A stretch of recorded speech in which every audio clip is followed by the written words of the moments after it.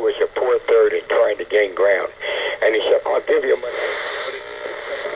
Engines and what parts go where and what does what. We've torn down engines, so I'm not going to change that.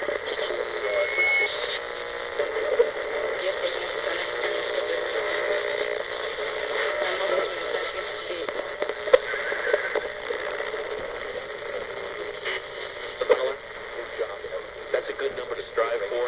I know the cost of raising money these days has increased, so maybe that number today is down in the 70s. I don't know. But we were always saying we have to stay to what the base says. Cents of every dollar. For 20% would be overhead, administrative costs, salaries, staging, events. You know, this is the one matchup in this World Series that on paper really looked to favor the Giants, the way Madison Bumgarner's been throwing the ball. Some of Shields' struggles, and it played out that way in Game 1. The 0-1, and it's there for called strike 2.